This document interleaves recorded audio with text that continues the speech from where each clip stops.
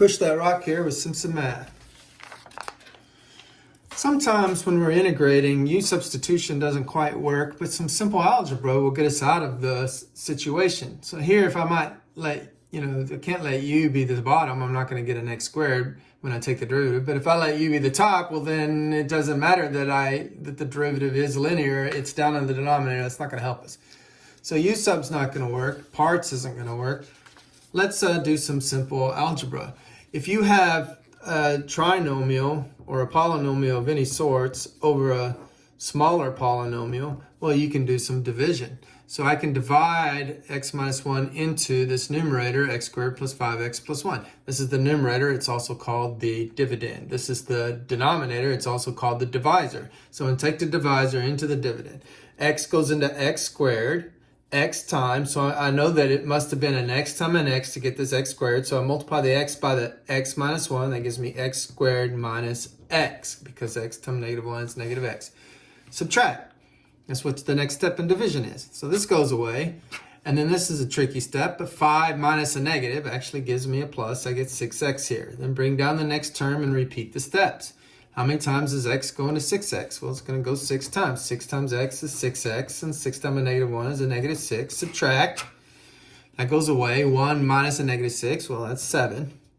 Now that means that I can rewrite x squared plus 5x plus 1 divided by x minus 1 as the quotient x plus 6 plus the remainder over the divisor x minus 1. It's just like regular division. If I have 11 and I divide it by 5, well, it goes in, 5 goes in 11 twice. 2 times 5 is 10. And what do I do with this remainder? Well, clearly, there's 1/5 left over. 1/5. So this 1 got put over the divisor. Same thing here. I take this remainder and I put it over the divisor. And so this is a equivalent algebraic expression for this fraction. And that allows us to integrate. I can integrate this by changing it to the equivalent algebraic expression, which was x plus 6 plus 7 over x minus 1. Integrating x is easy. That's 1/2 x squared. Integrating 6 is easy. That's 6x, because the derivative of 6x would be 6, and the derivative of 1/2 x squared would be x. This one's a little bit more difficult, so we'll do it in 2 steps. But we can use our crawdad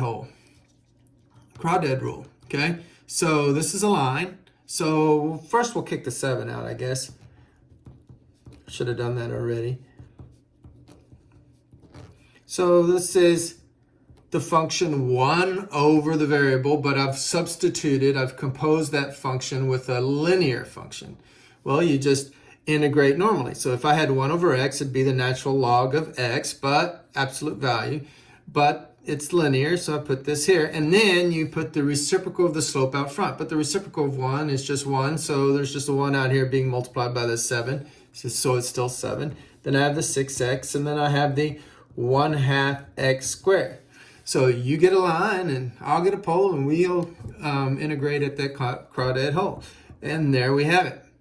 So you see, long division and other little algebra tricks can get you out of an integration difficulty.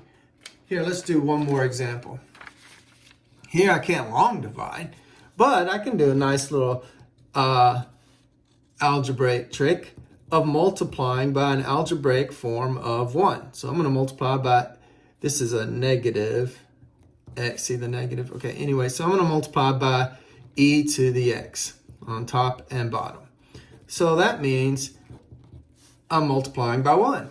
So e to the x times e to the x, well, the bases are the same. You add the exponents. X plus x is 2x. Down here, e to the x times this. Negative x and x is 0, so you get e to 0, which is 1. In other words, these are reciprocals of one another because of the negative. So when you multiply reciprocals, you get 1. And then e to the x times e to the x, we already said, is e to the 2x dx. Now what that allows me to do is do some u sub now. I can let u be the denominator, e to the 2x plus 1. Why is this going to work? Well, because, see, before, if I was going to let u be the denominator, I'd have this guy to deal with. But now I just have a 1 there. That guy is going to go to 0. And we know how to differentiate e to the 2x. That's placenta rule.